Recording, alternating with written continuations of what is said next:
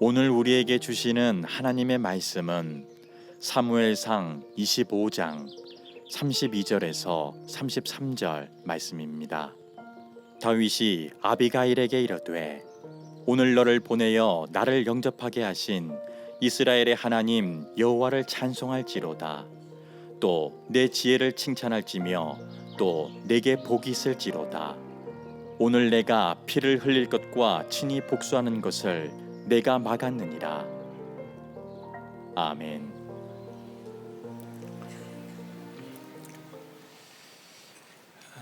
일본에서 지난 6월 28일 스시마라고 하는 사람의 재판이 열렸습니다. 이 사람 무슨 혐의로 재판을 받았느냐? 21년 8월에 일본의 한 지하철에서 일면식도 없는 많은 여성들을 상대로 묻지마 범죄를 저지른 사람입니다.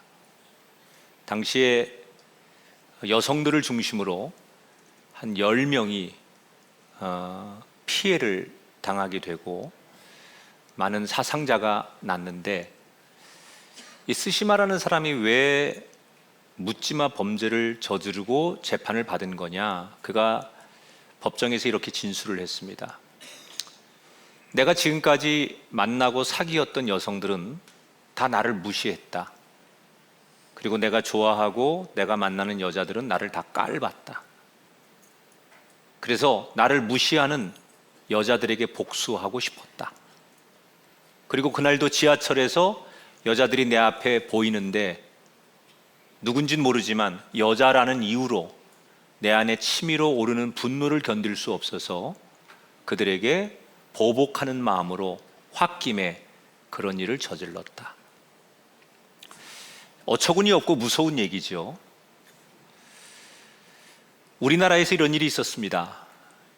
2019년도에 한 은행에서 설문조사를 했는데 우리나라 사람들이 스트레스 때문에, 다시 말하면 홧김에 즉흥적으로 소비하는 비용이 한 달에 얼마나 될까?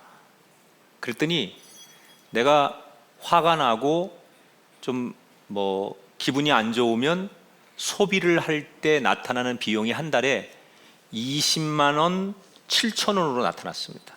지금은 조금 더 될 것 같아요. 한 달 전에 이런 일도 있었습니다. 5월 달에 한 초등학생이 부모님께 야단을 맞고 홧김에 불을 질러 버렸습니다. 건물에다가. 그러니까 이 모든 지금 제가 소개하는 이 사건들의 그 본질 속에 들어있는 건 뭐냐? 어린 아이들로부터 어른에 이르기까지 분노에 휘둘리는 우리 사회를 보여주는 사건들이죠. 우리 안에는 감정이라는 게 있습니다. 슬픔의 감정, 기쁨의 감정, 다양한 감정들이 존재하는데 그 중에 하나가 분노하는 감정. 이게 시간이 가면 갈수록 우리 사회에서 굉장히 많이 대두가 되고 있고, 이 분노의 감정 때문에 인생을 망하는 사람도 있고, 이걸 잘 조절해서 결국 사람들에게 칭찬도 받고 성공하는 인생도 있습니다. 이 분노의 문제를 사람들이 대충 생각하는데 이걸 잘 알고 대처하지 못하면 훌륭한 인생을 살 수 없습니다. 저는 이 분노라고 하는 감정은 우리 안에 있는 거잖아요. 각자 자기 안에. 근데 이게 상한 감정이거든요. 지금 상처난 감정. 어쨌든 간에 지금 분노가 일어났다는 것은 내 안에 상한 감정의 상태를 가지고 있는 거예요. 근데 이거를 사람들이 치료하지 않아요. 해결하지 않아요.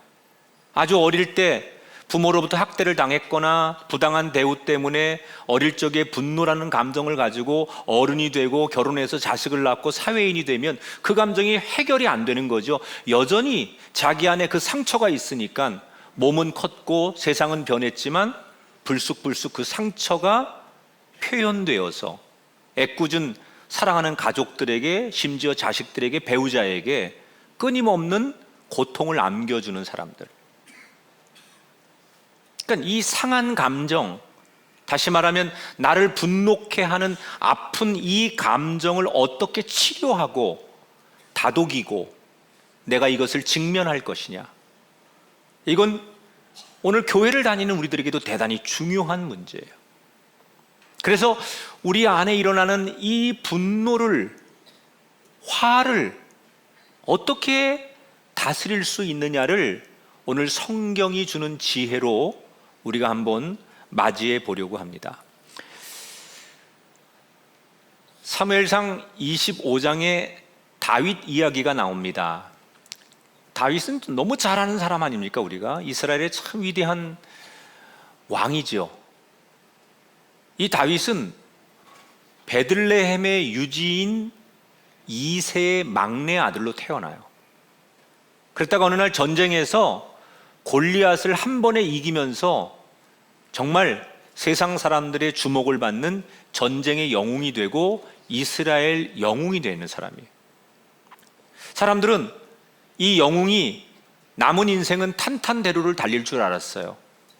근데 웬걸 그의 현실은 당시의 왕이었던 사울 왕의 질투로 다윗은 그때부터 살기 위해 도망치는 도망자가 되고 사울은 끊임없이 그를 쫓아다니는 추격전이 벌어집니다. 오늘 성경도 바로 그 대목의 일환이에요. 사울을 피해 끝없이 도망다니던 다윗이 자기 부하들과 함께 마온이라고 하는 마을에 들어가게 됩니다. 이 마온이라고 하는 마을은 어떤 특징이 있냐면 사울 왕이 과거에 전쟁에서 이기고 자신의 그 업적을 기리기 위해서 기념비를 세운 곳이에요. 그러니까 이 마온 사람들은 사울 왕을 되게 좋아하는 성향을 가진 사람들. 쉽게 말하면 우리의 왕은 사울밖에 없어. 지금 사울과 다윗이 경쟁하고 있는데 우리가 인정하는 왕은 사울이야. 우리를 지켜주고 보호하고 우리가 세금 내고 인정하는 왕은 사울이야. 이렇게 생각하는 사람들이에요. 그런데 그곳에 다윗 일행이 지금 들어가는 거예요.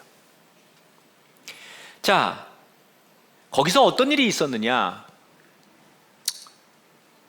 이 마온 지역의 많은 사람들 가운데 아주 대표적인 부자 한 사람이 오늘 성경에 소개가 돼요.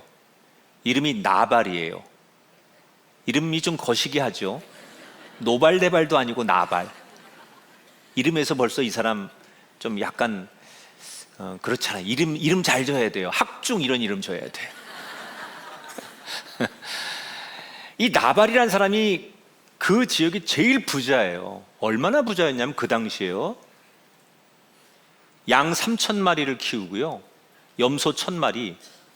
이거는 정말 상상할 수 없는 부유한 사람이에요. 근데 이렇게 엄청난 그 양과 가축들을 키우면서 아주 거부로 살던 나발이라는 사람이, 이스라엘 사람들은 봄, 가을에 1년에 2번씩 양의 털을 깎는 날을 지정합니다.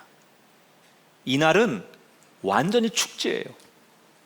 그래서 집안 사람들 다 초대하고 마을 사람들 다 초대해가지고 잔치를 벌이면서 축제처럼 양의 털을 깎으면서 즐기는 시간이에요. 1년에 2번. 사람들이 이걸 기다리는 거예요. 그런데 때마침 양의 털을 깎는 그날이 온 거예요. 그래서 다윗이 자기가 데리고 다니는 부하들이 당시 한 600명 정도가 됐는데, 리더의 고충이라는 게 그런 거 아닙니까? 나 혼자 먹고 사는 문제가 아니라 나를 따라다니는 사람들을 어떻게 잘 살게 해줄 거냐, 이게 리더의 고충이죠.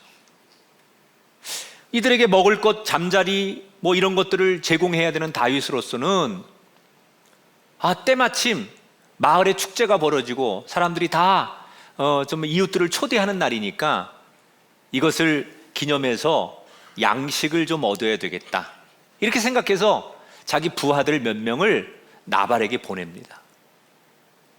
이렇게 좋은 날 우리 장군께서 우리 군인들이 먹을 수 있는 양식 좀 주실 수 있으면 저희가 감사히 받겠습니다. 아주 정중하게 다윗이 양식을 요청해요. 그런데 이 나발이라고 하는 이 부자가 어떤 반응을 보이느냐? 10절 11절에 보니까 다윗이 누구며 이새의 아들은 누구냐? 요즘에 각기 주인에게서 억지로 떠나는 종이 많도다. 내가 어찌 내 떡과 물과 고기를 가져다가 어디서 왔는지도 알지 못하는 자들에게 주겠느냐? 아주 모욕적인, 그리고 상대를 아주 얕보는, 그래서 상대가 자존심 상하고 굉장히 마음이 상할 수 있는 얘기를 하면서 단호하게 거절을 해요. 앞에서 말한 것처럼 마온 사람들은 사울을 자랑스럽게 생각하는 거예요. 지금 그런 점에서 사울과 적대 관계에 있던 다윗을 우선 곱게 볼 리가 없는 거예요. 그러니까 정서적으로 다윗을 인정하지 않는 데다가 완전히 다윗을 무시해도 그냥 세상 말로 멍멍이 무시를 하는 거죠. 그냥 개무시를 하는 거예요. 여러분, 사람이 거절도 예의가 있어야 돼요. 그죠? 충고도 예의가 있어야 돼요. 근데 지금 이 나발이라는 사람은 다윗의 집안도 거론하면서 아버지도 끌어들이면서 형편없는 사람으로 그를 전락시키면서 모욕을 주는 거예요. 부하들에게 이 소식을 들은 다윗이 듣자마자 눈이 돌아가고 뚜껑이 열립니다. 분노가 자기를 지배하는 거예요. 이걸 주체를 못해요. 그리고는 더도 볼 것도 없다. 부하들 400명을 이끌고 직접 나발의 집으로 출정을 합니다. 자기 부하가 600명이었는데 당시 3분의 2를 동원할 만큼 분노를 주체하지 못한 거예요. 그 집안을 완전히 싹 쓸어버리겠다. 그래서 400명의 무장한 군인들을 데리고서 나발의 집으로 가는 거예요. 자, 여러분, 이 다윗이 여러분 어떤 사람입니까? 우리는 다윗이 이 이전에 하나님으로부터 어떤 평가를 받냐면 내 마음에 드는 자라 칭찬을 받았던 사람이에요. 하나님께서 직접 이스라엘에 사울 왕을 내리고 다윗을 왕으로 세워야겠다고 하나님께서 낙점할 만큼 하나님이 직접 마음에 들었던 하나님의 계획 속에 있는 그런 사람이에요. 그런데 그런 다윗이 지금 분별력을 완전히 잃어버리고 분노에 붙잡혀가지고 무차별하게 한 가문을 몰살시키겠다고 군인들을 출정시켜서 글리 가고 있잖아요. 사람들이 되게 분노할 때 가만히 보면 자기를 잃어버리는 거예요. 사실은 분노라는 게 외부에서 들어오는 타인과 환경과 나와의 싸움인데 나를 놓치는 거죠. 내 생각을 잃어버리는 거고 내 인생의 목표와 내 계획을 잃어버린 채 남에 의해서 내가 끌려가는 게 분노하는 거예요. 다윗은 지금 하나님께서 그에게 거룩한 사명을 주셨거든요. 아주 큰 목표를 주셨어요. 굉장히 세상적으로 말하면 아주 거룩한 꿈이 있는 사람이에요. 그런데 지금 분노라고 하는 아주 작은 사건 하나 때문에 그 아주 자기 인생의 너무 중요한 꿈과 비전과 하나님 주신 사명을 완전히 망각한 채 내 이 사람한테 복수하고 내가 당한 모욕을 되갚아 주는 것 위에는 지금 아무런 관심이 없는 거예요. 우리가 살면서 분노라는 감정이 안 생길 수는 없지요. 그러나 그런 상황이 올 때 오늘 성경이 우리에게 제시하는 지혜 중에 하나는 뭐냐면 사람이 좀 화가 날 때마다 냉정하게 내가 원래 삶에 가장 중요하게 생각하는 목표가 뭐냐, 하나님이 나에게 허락하신 사명이 뭐냐, 지금 내가 이루려고 하는 꿈이 뭐냐, 이런 거에 집중하라는 거예요. 사소한 감정에 내 인생 전체의 나의 삶의 계획과 목표를 상실하지 말고 내가 원래 가려고 했던 길에 그런 나를 가로막는 돌불이나 장애물들이 있을지라도, 그 분노라는 장애물들이 나를 가로막을지라도 내가 원래 이루려고 하는 꿈을 생각하면 그런 감정들을 쉽게 내가 동의하지 않고 이겨낼 수 있다는 거예요. 또 어떤 상황이든 간에 좀 경지에 오른 사람들을 보면 다 이걸 잘한 사람들이에요. 보면 농구의 황제 마이클 조던이 그 자기의 그 책 속에 이런 얘기가 있습니다. 마이클 조던이 그 시카고 불스에서 활동할 때 워낙 대단한 선수죠. 선수들 뭐 한 2명이 3명이 막아도 못 막는 거예요. 상대팀은 항상 마이클 조던 때문에 지는 거예요. 그래서 상대팀이 이 마이클 조던 팀과 경기를 할 때는 이 조던만 막으면 된다. 그래서 모든 작전을 다 동원하는데 매번 지는 거예요. 그래서 종종 이런 작전을 들고 나오는데 이 마이클 조던의 멘탈을 무너뜨리는 작전을 가지고 나와요. 그래서 경기를 하다 보면 이 농구라는 게 막 몸을 부딪히고 격한 운동이잖아요. 그러면 선수들끼리 이 막 심한 말을 주고받게 한답니다. 의도적으로. 어떤 말을 하느냐? 흑인 주제. 응? 네 아버지가 흑인이니까 너도 흑인이지, 네 자식도 흑인이지, 막 그러면서 가족사를 들먹이면서 완전히 사람이 흥분할 수밖에 없도록. 여러분, 우리가 딱 어떤 그 얘기를 하면 누구든지 분노하는 주제가 있잖아요. 그 상황이 되면 분노할 수밖에 없는 상황이 있잖아요. 우리 다 그런 게 있어요. 이걸 건들면 사람이 팍 일어나는 게 있는데 마이클 조던의 그런 가족 이야기 이런 걸 딱 건드는 거예요.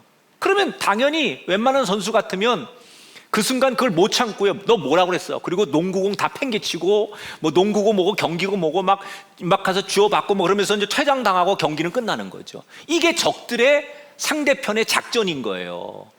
실제로 그렇게 해서 경기를 망치는 스포츠 선수들이 얼마나 많습니까? 그런데 조던은 달랐어요. 그런 심한 모욕을 듣고 멘탈을 무너뜨릴 도전이 올 때마다 오히려 조던은 그때부터 더 경기력이 높아지면서 평상시보다 점수를 더 많이 내가지고 경기를 이겨버립니다. 왜 그랬느냐? 그 조던의 비결이라는 거예요. 상대가 그렇게 가족까지 건들고 부모, 아이까지, 아내까지 건들면 자기도 사람이니까 평정심을 잃는다는 거예요. 이걸 복수해야겠다는 생각이 든다는 거예요. 그런데 그때 자기가 선택하는 거죠. 내 이 분노가 치밀어 오를 때 내가 진정한 복수는 여기서 흥분해서 치고받고 한 대 줘받고 뭐 이렇게 해서 내 분풀이를 하는 것이 복수가 아니라 경기를 이김으로 인해서 저들을 이 경기에서 패자로 만들어서 초라하게 만드는 게 진짜 복수라고 생각하는 거예요. 그래서 그 정말 자신에게 치욕적인 그 언행을 하는 상대팀 선수들을 보면서 그 순간 자기는 경기로, 점수로, 내 기량으로 너희들이 굴복하게, 망신당하게 만들겠다. 그래서 더 그러면 그럴수록 사람이 오기가 생겨서 더 열심히 뛰고 더 슛을 많이 던져서 점수를 많이 따서 결국 자기 팀이 이겨서 팀원들, 자기를 응원하는 팬들 모두에게 승리를 안겨준다는 거예요. 전문가들이 이런 얘기합니다. 마이클 조던의 위대함은 그의 현란한 드리블이나 농구의 기술이 아니라 그의 멘탈이었다. 이게 어느 특정 분야에만 적용되는 이야기가 아니에요. 우리가 가정에서 좋은 부모가 된다는 것도 이거 잘하면 되는 거고요. 세상에서 직장 생활이나 비즈니스 잘하고 우리가 정말 누군가와의 1대1의 만남 속에서 좋은 사람이 된다는 것은 이 감정이라는 것을 어떻게 활용하느냐, 이걸 어떻게 컨트롤하느냐, 이게 좋은 사람, 행복한 사람의 기준이 된다는 거예요. 그러려면 우리는 이 조던처럼 정말 내가 해야 될 인생의 경기가 뭐냐, 내가 정말 걸어가야 될 하나님이 나에게 맡기신 사명이 뭐고 내가 무엇 때문에 여기 존재하는 건데 이 사소함 때문에 이 큰 인생길에 목표에 해가 되면 안 된다는 생각을 해야 된다는 거예요.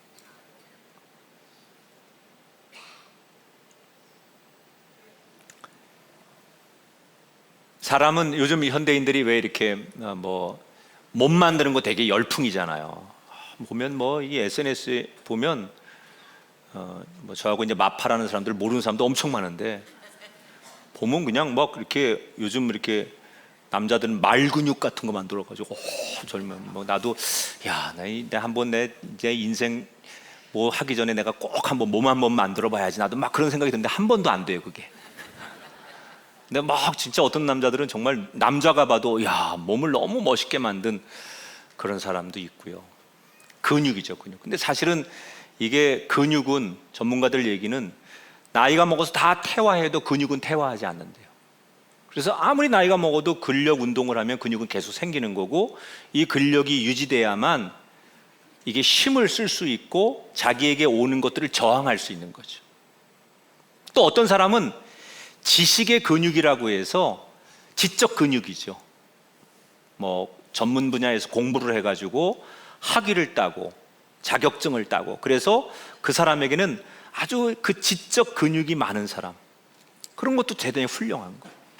근데 저도 한때는 사람이 외모가 경쟁력이라고 말하는 것도 맞고 또 뭐 이렇게 지적으로 똑똑하고 많이 알고 공부하는 것도 경쟁력이라는 것도 인정하지만 제가 최근에 와서 이 나이쯤 되니까 깨닫는 것 중에 하나가 뭐냐면 사람은 결국은 똑똑한 것보다 외모가 잘난 것보다 더 중요한 게 마음의 근육, 감정의 근육이 얼마나 있느냐. 여러분, 감정의 근력이 없는 사람은요, 내게 부딪혀오는 상황을 그대로 받아들입니다. 내가 저항할 힘이 없는 거예요. 내 안에 근육이 없으니까, 감정의 근육이 없으니까 조금만 내게 부딪혀오는 무거운 문제가 생기면 내 감정이 그걸 받아들이질 못하는 거예요. 그래서 쉽게 슬퍼하고 조그만 말에 쉽게 분노하고 조그만 거에 쉽게 좌절하는 사람들 보면 자기 감정의 근육이 없는 거예요. 이런 거죠. 예를 들면 누가 나한테 불친절하게 대하는 거야. 근데 이 감정의 근육이 없는 사람은 그걸 못 견뎌합니다. 나를 무시해? 그리고 거기에 막 같이 대응하려고 하고 막 따지고 들고 막 요 하나를 가지고 막 그러죠. 이게 왜 그러냐? 자기 마음의 여유가 없는 거예요. 감정의 여유가 없는 거예요. 좀 근력이 있는 사람은요, 상대가 그러면요, 뭐 저 사람 뭐 오늘 기분 안 좋은 일이 있나? 에이 뭐 그럴 수 있지. 그리고 그냥 내가 여유가 있으니까 상대가 나를 좀 불쾌하게 대했어도 감정의 근육이 있는 사람은 그것을 이겨내요. 내 어떤 부탁을 상대가 거절했을 때 그 거절을 못 참는 사람은요, 감정의 근육이 없는 거죠. 마음의 여유가 없는 거예요. 그러니까 감히 내가 이렇게 어렵게 말을 꺼내는데 이렇게 거절을 해? 내가 이런 상처를 받아? 모욕을 당해? 이렇게 막 그걸 그대로 받아들여 가지고 자기 안에 뭐 별 생각을 다 하고 이걸 어떻게 표현하지 않으면 견디지 못하는 사람은 다 뭐예요? 자기 안에 감정의 근육이 없는 거죠. 무거운 걸 못 드는 거예요. 근데 이 감정의 근육이 있는 사람은 내가 뭘 부탁했는데 거절을 당해도 여유가 있으니까 그래 뭐 상대가 거절하면 내가 또 다른 방법으로 할 수 있지 뭐 이렇게 생각하면서 그 상황을 있는 그대로 받아들이지 않고 자기의 근육을 이용해서 좀 더 감정을 다른 곳으로 활용하게 만드는 거죠. 근육이 있어야 무거운 걸 드는 것처럼 이 감정과 마음도 근육이 있어야 그런 생각을 품을 수 있다는 얘기예요. 자, 좀 결혼해서 한 10년 이상 되신 분만 대답해봐. 여자분들, 남자랑 살아보니까 똑똑하고 정말 좋은 대학 나고 공부 잘하는 그런 남편, 또 정말 몸에 막 조각상처럼 근육 만들어가지고 딱 만들어가지고 진짜 폼나는 그런 외모를 가진 남편, 이런 남편이 좋아요? 아니면 다른 건 없어도 좀 부족해도 마음이 여유가 있고 감정의 흔들림이 없고 그저 이 감정의 근육이 좀 있어가지고 어떤 것들을 웬만큼 수용할 수 있는 그런 남자가 좋아요? 어떤 남자가 좋아요? 말 근육이 좋다고?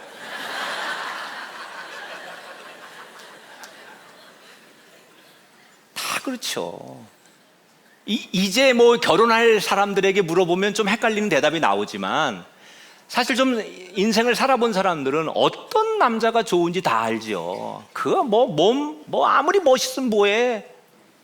뭘 똑똑하고 좋은 대학 나오고 박사학위 가지면 뭐해. 성격이 더럽고 지 감정이 컨트롤이 안 돼가지고 지 멋대로 그게 뭐 할 거야. 돈 많이 벌어오고 좀 능력 있으면 뭐해. 아무 소용없는 거예요. 다른 거 부족해도요, 사람이 그 마음의 여백이 좀 있고 그 감정에 요동치는 것을 자기가 스스로 통제할 수 있는 성숙함이 있는 그런 남자가 진짜 좋은 남자라는 거 여러분 살아보니까 알잖아요. 그러면 남자만 그렇겠어요? 여자분들은 자, 똑똑한 여자가 좋아요? 아니면 정말 날씬하고 외모가 좋은 여자가 좋아요?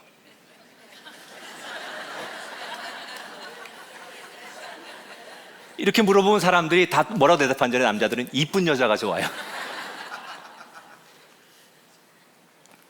여자도 마찬가지죠.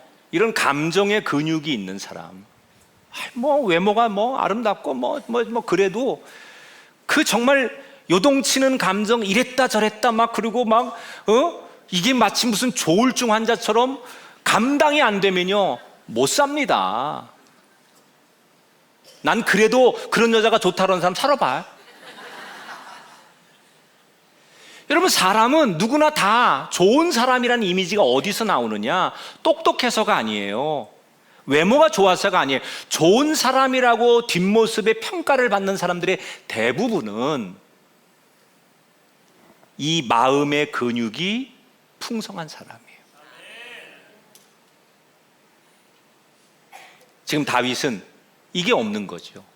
그래서 분노를 주체 못하고 지금 흥분해서 한 집안을 쑥대밭으로 만들겠다고 혈압이 올라가는 거 아닙니까?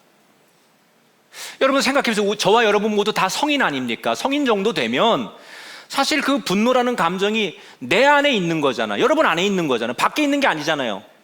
남의 마음속에 있는 건 내가 통제를 못하지만 내 안에 있는 거면 여러분 어떻게 해야 돼요? 그거 수도꼭지를 잠그듯 잠글 수도 있어야 되고 필요하면 열 수도 있어야지.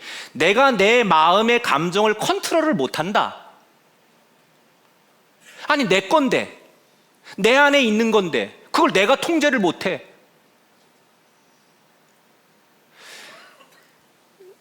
내가 생각하는 나와 남이 생각하는 나가 다르면 안 돼요. 이 갭이 좁혀져야 돼요. 내가 생각할 때 나는 굉장히 나는 한 번 아니면 아니고 나는 뒤끝 없어. 그래서 나는 그렇게 사는 게 멋있는 거라고 생각해 라고 얘기하는 자기의 기준이 있는 사람, 남들도 그렇게 생각할까? 그렇지 않아요. 그러니까 남이 생각하는 나와 내가 생각하는 나가 좁혀져야만 인생을 잘 사는 거래요. 내가 생각하는 나와 하나님이 생각하는 내가 좁혀져야만 신앙생활 잘하는 거래요.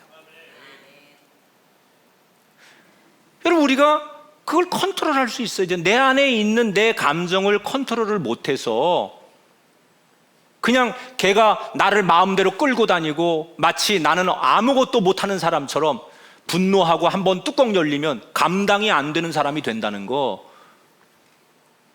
여러분 그거 뭐예요? 나이값 못하는 거죠. 그 아버지로서 엄마로서 자격 없는 거죠. 이걸 어떻게 다스려야 돼요? 어떻게 해요? 내가 걸어가는 인생의 꿈이 내게 허락하신 하나님의 사명이 이런 길인데 내가 이런 걸로 내 목표를 망각하고 저버릴 수 없다는 생각을 해야 돼요. 제가 존경하는 저희 선배 목사님한테 이 문제를 가지고 한번 이렇게 대화를 나눈 적이 있어요. 선배님 어떻게 이 화가 나고 분노할 때 그거 어떻게 다스립니까? 우리는 여러분 보면 세상에 대해서 분노할 것도 많고 사람에 대해서 분노할 것도 많고 내 생각과 가치관이 다른 사람들이 얘기를 들으면 분노가 일어나고 얼마나 분노할 일이 많습니까? 목회자에게도. 그래서 이 선배님한테 물어봤더니 선배님이 자기는 그런 상황이 생기면 일단 물 한 병을 딱 들고 방으로 들어간대요. 화가 나면. 그리고 책상에 앉아가지고 종이 한 장을 놓고 펜 하나를 딱 놓고 물을 벌컥벌컥 마신대. 일단은 물을 마신대 자기는. 그리고 성경 잠언서를 무조건 펼친대요. 그리고 잠언을 읽는데 글자가 눈에 들어오나? 안 들어오죠. 아무리 잠언 말씀이 성경 말씀이고 지혜로운 말씀일지라도 하나도 눈에 들어오지 않는다는 거예요. 그러면 이 목사님이 어떻게 하느냐? 다시 물을 또 한 모금 마시고 또 성경을 본대요. 근데 또 눈에 안 들어와. 화가 나고 막 자기도 막 너무너무 분노한 일이 생기니까. 그러면 또 물을 마시고 또 그냥 그 성경을 이렇게 보고 있는데, 그러면 어느 순간 조금 처음보다는 분노의 감정이 가라앉으면서 글자가 눈에 들어오기 시작하고, 그러다가 그 잠언의 문장이 이렇게 보일 때가 있대요. 신기하게 그 잠언의 글자 문장이 보일 때쯤이면 하나님께서 어김없이 그 잠언의 말씀을 통해서 자기에게 삶의 지혜를 주신다는 거예요. 그럼 그때 자기가 비로소 펜을 딱 들고 그 잠언을 읽고 묵상한 내용들을 그 종이에 적다 보면 언제 자기가 그렇게 마음이 상하고 분노했는지 전혀 알 수 없을 정도로 마음에 평안이 임하더라. 이걸 한 번, 두 번 하다 보니까 이게 자기의 노하우가 돼서 자기는 평생 그렇게 한다. 근데 그 얘기 듣고 곧바로 해봤잖아요. 안 돼. 저는 안 되더라고요. 근데 오늘 우리의 성경이 우리에게 주는 지혜가 뭐예요? 참 이거 좋은 얘기 같아요. 우리가 생각하는 거룩하고 아주 귀한 목표와 꿈을 위해서라면 지금을 좀 참고 이런 것 정도는 내가 문제되지 않게 해야지라는 생각. 그러니까 옛날보다 지금은 투명한 사회가 돼가지고 공직자가 되려고 하거나 아니면 무슨 정치를 하려고 하는 사람들은 지금부터 자기의 삶의 스펙 관리가 안 되는 사람은 절대 그런 거 할 수가 없습니다. 그러니까 그런 꿈이 있으면 우리 사회가 앞으로는 뭔가의 시비에 걸리지 않는 삶을 어릴 때부터 살아오지 않는 한 그런 꿈을 이룰 수 없는 구조로 간다는 거예요. 그게 바로 이미 성경이 우리에게 제시하는 거라는 거예요. 여러분, 이런 거예요. 우리가 피아노 저렇게 음을 타는 도라는 음을 눌렀어요. 그러면 이 피아노 건반이 계속 도 이렇게 소리가 나는 게 아니에요. 도 하고 누르면 처음엔 도 났지만 이 음이 시간이 지나면 점점 작아지고 없어져요. 분노라는 감정이 내 안에 처음에는 으악 하고 일어났다가도 조금만 견디면 그게 없어지는 거예요. 근데 그걸 못 참는 거죠. 사실 우리가 추운 겨울이 지나면 봄이 온다는 걸 알고 있듯이 우리가 그때만 조금 이걸 잡고 있으면, 이걸 내가 그때만 통제할 수만 있으면 사실 누구든지 그 분노의 감정에 지배당하지 않을 수 있는데, 즉각적으로 내가 이 붙잡고 통제하고 기다리는 것을 못하기 때문에 사람들이 분노에 끌려다닌다. 여러분, 내가 더 큰 행복과 더 큰 인생의 꿈을 위해서 분노 따위한테는 지지 않겠다, 이런 마음으로 승리하는 여러분이 되기를 주의 이름으로 축원합니다. 자, 분노에 지배당한 다윗이 400명의 부하를 이끌고 지금 나발에게 가고 있잖아요. 이 일촉즉발의 상황에서 나발 집에 있는 종 하나가 이 사실을 알고 놀래가지고 집으로 뛰어들어가요. 그리고 이 소식을 누구에게 제일 먼저 전하느냐? 나발이 아니고 나발의 부인인 아비가엘이라고 하는 안주인에게 이 소식을 먼저 전해요. 자, 이 종이 이 일촉즉발의 상황에서 자기 주인에게 이 얘기를 안 하고 아비가일에게 왜 이 얘기를 먼저 했을까? 뒤에 나오겠지만 아비가일이라는 여자는 굉장히 지혜롭고 현명한 여인이에요. 고로 집안은 남자가 조금 부족해도 여자가 잘하면 된다. 여자가 지혜로우면 집안에 일어난다. 그러니까 절대로 여성분들 포기하지 말고 정신 바짝 차리면 우린 살 수 있다, 그런 생각을 가지셔야 돼. 남자들은 나이 먹을수록 무조건 하자는 대로 해. 하자는 대로 해. 하여튼간 이거는 아주 불변의 진리야. 하자는 대로 해. 아내가 하자는 대로. 이 아비가일이라는 아내가 이 소식을 딱 듣자마자 지금 너무 급박한 상황이라는 걸 알고서 뭘 하느냐? 남편에게 알리지 않고 자기가 종들에게 빨리 집안에 있는 음식들, 곡식들을 나귀에 실어서 다윗에게 가라. 그리고 자기도 급하게 쫓아가요. 이 종이 아비가일에게 어떤 얘기를 하냐면, 사실은 다윗이 왜 지금 분노해서 우리 집안을 멸하려고 오는지에 대한 그 모욕을 당한 이야기도 전해주지만, 어떤 얘기를 해주냐면, 그동안 다윗 군대가 주둔함으로 인해서 우리가 목동들이 양을 키우고 여기저기 가서 이렇게 할 때마다 그 광야의 부족들 가운데, 베두족이라든지 이런 사람들이 당시에 약탈하는 사람들이거든요. 노상강도 같은 사람들이죠. 그런 사람들이 출몰해가지고 양을 훔쳐가거나 약탈을 하는 게 굉장히 많았었어요.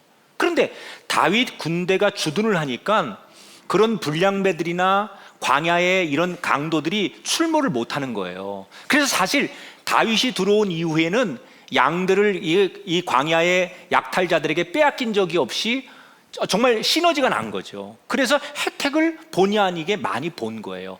이런 이야기를 이 종이 들려줘요. 사실은 우리가 많은 은혜를 입었는데, 주인님께 곡식을 요청했는데 이렇게 대화가 오고 간 바람에 사건이 이렇게 된 겁니다 라는 얘기를 해주는 거예요. 아비가일이 급하게 막 달려오는 다윗에게로 가다가 길에서 딱 만났어요. 이때 이 아비가일이라는 여인이 얼마나 지혜로우냐. 다윗을 만나자마자 아무 얘기 안 하고 무조건 가서 엎드려요. 그냥 납작. 그리고 다윗에게 선물부터 줘요. 자기가 준비한 엄청난 양의 선물을 내놓고 이렇게 말합니다. 당신께서 느끼셨을 분노와 불쾌함과 모욕감에 대해서 나는 100% 공감합니다. 당신이 얼마나 화가 나고 얼마나 마음이 상하고 얼마나 불쾌했을지 내가 당신의 마음을 너무 잘 압니다 라고 공감해줘요. 이게 중요한 거예요. 상대가 화가 났는데, 상대가 아파하는데, 상대가 지금 상해 있는데 이것을 공감해주지 않으면 해결이 안 돼요. 그러니까 우리 지혜로운 사람은 그런 사람을 만나면 그 상대의 아픔과 상대의 분노에 대해서 공감을 해줘야 돼요. 아, 그렇구나. 당신도 화날 만하네. 그럴 수 있지. 그래. 이렇게 사람이 좀 공감해줘야만 내 편이 되어준다고 생각했을 때 통제가 되기 시작하는 거거든요. 이 아비가일이 그걸 너무 잘한 거예요. 공감해주는 거예요. 당신의 아픔과 그 모욕감에 대해, 수치에 대해서 내가 공감합니다. 그리고 두 번째 뭐 하느냐? 다 제 잘못입니다. 제가 잘못했습니다. 저희 남편이 그렇게 말한 거, 그거 다 저희 집안의 잘못이고 그건 저의 잘못입니다. 그리고 진심으로 사과를 해요. 자기는 여종으로 자신의 신분을 한없이 낮추고 이 다윗을 높은 장군으로 높이면서 잘못을 시인하는 것으로부터 상대의 분노의 감정을 어루만져 주는 거예요. 여러분, 사람이 왜 우리 흔한 말로 지고 이긴다 그러잖아요. 이게 우리가 뭐 흔히 자존심이라는 것 때문에 난 죽어도 난 못해, 난 목에 칼이 들어와도 못해, 난 뭐 재판 가서 나는 뭐 내가 뭘 해도 못해, 이러는 사람이 있어요. 정말 미련한, 성경이 말하는 미련한 사람이. 그렇게 하면 안 돼요. 진정한 승리자는 잘못한 것을 인정하고 상대에게 용서를 구할 줄 알아야 돼요. 이 아비가일은 그걸 너무 잘하는 거예요. 공감해주고 잘못을 시인하는 것으로부터 상대의 그 막 불같이 일어난 분노의 감정에 브레이크를 거는 거예요. 그러면서 가장 중요한 메시지를 전합니다. 아비가일이 30절 31절에 보면, 곧 주님께서 장군님을 이스라엘의 영도자로 세워주실 터인데 지금 공연히 사람을 죽이신다든지 하여 왕이 되실 때 후회하시거나 마음에 걸리는 일이 없도록 하시기 바랍니다. 당신이 얼마나 존귀한 분이고 하나님이 얼마나 사랑하는 분이고 하나님께서 귀하게 여기시는 분인데, 당신 같은 사람이 사소한 감정에 손에 피를 묻히거나 별것도 아닌 사람을 죽여서 훗날 오점을 남기시면 얼마나 수치스러우시겠습니까? 당신과 사울이 뭐가 다르며 이 세상 사람과 뭐가 다르겠습니까? 당신은 장차 왕이 되실 분이니 홧김에 그런 일을 저지르면 안 됩니다 라는 메시지를 주는 거예요. 여기에 완전히 다윗이 KO 당하는 거예요. 이 말에. 그래서 뭐라고 대답하느냐? 다윗이 32절 33절에 보니까 오늘 너를 보내신 여호와를 찬송할지로다. 오늘 내가 피를 흘릴 것과 친히 복수하는 것을 네가 막았도다. 하나님이 나에게 당신을 보낸 거군요. 듣고 보니 당신 말이 맞습니다. 그 말이. 그 순간 다윗이 자신을 지배하고 있던 분노가 힘을 잃고 다윗이 다시 평정심을 되찾아서 발걸음을 되돌려서 일촉즉발의 상황이 끝나요. 자, 그 뒤에 어떻게 되느냐? 요 얘기까지만 하고요. 그렇게 해서 이제 정리가 됐어요. 이 아비가일의 그 지혜로움 때문에. 그 아비가일이 집에 딱 갔더니 이 나발은 술에 취해가지고 노발대발 완전히 꼬꾸라져가지고 뭐 정신을 못 차리는 거야. 완전히 막 돌아. 그러니까 술 취한 남자한테 뭐라고 얘기해봤자 아무 소용 없잖아요. 그러니까 아비가일이 기다려요. 그 다음날 술이 깰 때까지. 그리고 맨정신이 됐을 때 어제 일촉즉발의 상황들을 다 설명합니다. 당신 정말 아무 생각 없이 그랬다가 얼마나 큰일을 당할 뻔한 줄 아느냐. 이런 상황이 있어서 이런 일이 있었으니 앞으로 그러지 않았으면 좋겠다라는 얘기를 다 설명합니다. 이때 성경에 뭐라고 표현하느냐.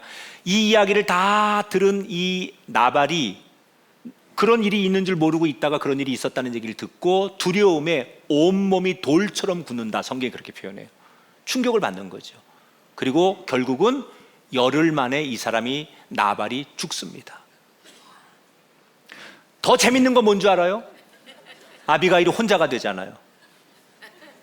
다윗이 너무 마음에 드는 거야. 그래서 둘이 얼레리 껄리리 돼가지고 결혼했어. 그 나발의 엄청난 재산은 아비가일의 것이 됐고, 지금 떠돌이면서 아직 왕권을 갖기 위해서 이 어떤 여러 가지 경제적인 힘이 필요했던 다윗에게 하나님께서 그렇게 해서 새 아내를 통해서 엄청난 재력을 갖추고 왕이 되는 것까지 하나님께서 역사하시는 거죠. 그게 이제 성경의 얘기예요.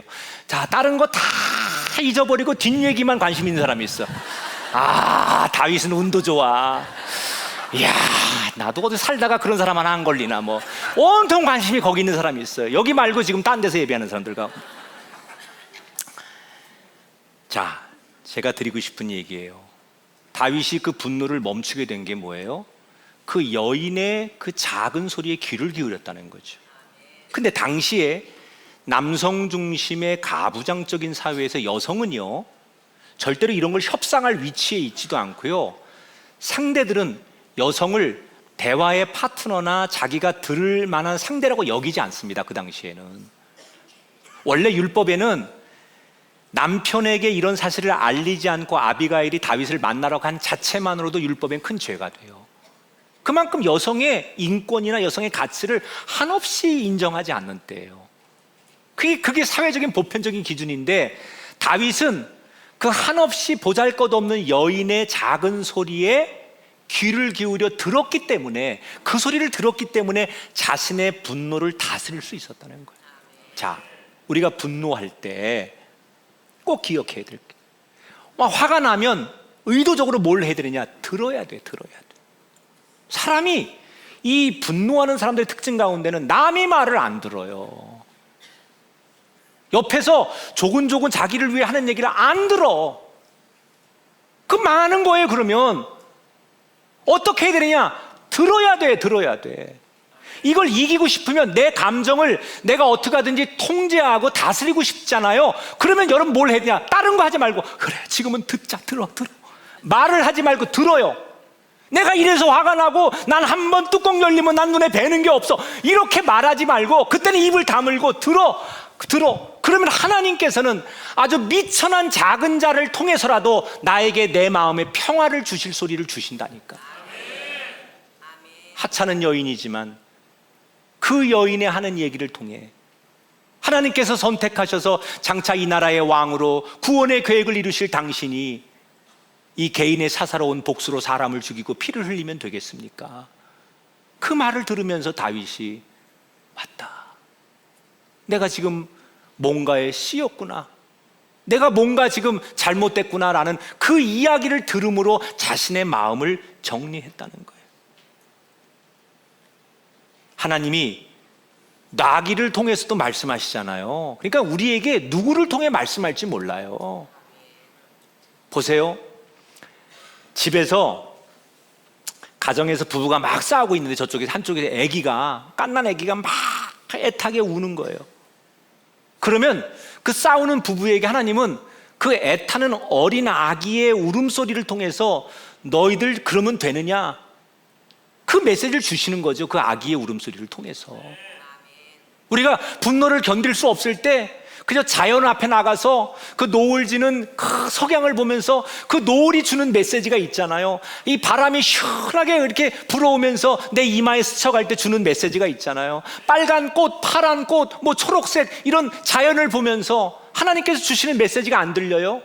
이 다양한 자연을 보면서 내 마음이 이런데 너도 이러면 안 되겠니? 하나님은 우리에게 늘 말씀하세요. 여러분의 어린아이를 통해서, 아니 여러분이 집에서 기르는 반려견을 통해서라도, 여러분 하나님은 누구를 통해서라도 우리에게 끊임없이 평화의 메시지, 기쁨의 메시지를 주신다는 거예요. 이걸 들으면 살아요. 들으면 산다니까. 그런데 분노가 일어나면 안 들리거든요. 안 들으려고 하거든요. 근데 이 훈련을 해야 돼. 하찮은 거라도 하나님의 뜻을 알면 저런 걸 통해 하나님의 뜻이 무언가를 내게 말씀하시는구나 라고 깨달으면 자신의 그 분노의 문제를 다스릴 수 있다는 거예요. 여러분, 정말 여러분 주변에 이번 주부터 늘 살펴보세요. 하나님이 정말 여기 시냇물을 통해서 나뭇가지의 바람소리를 통해서 뭐를 통해서 내게 말씀하실까? 그런 걸 한번 이렇게 훈련해봐요. 그리고 느껴봐요. 정말 하나님이 이렇게 정말 오묘하시구나. 이런 모든 것을 통해서 하나님께서 그때그때마다 나에게 필요한 말씀을 이렇게 공급하시는구나. 그래서 그 음성이 내게 있는 사람은 그런 분노의 상황이 오더라도 그걸 다스리고 이겨나는 인생이 될 줄 믿습니다. 말씀을 맺겠습니다. 분노를 멋지게 다스리는 사람이 인생을 이기는 거예요. 다른 걸로 이기지 말고 이 감정을 다스림으로 진짜 세상의 왕처럼 사는 존귀한 하나님의 백성들이 되시기를 주님의 이름으로 축원합니다.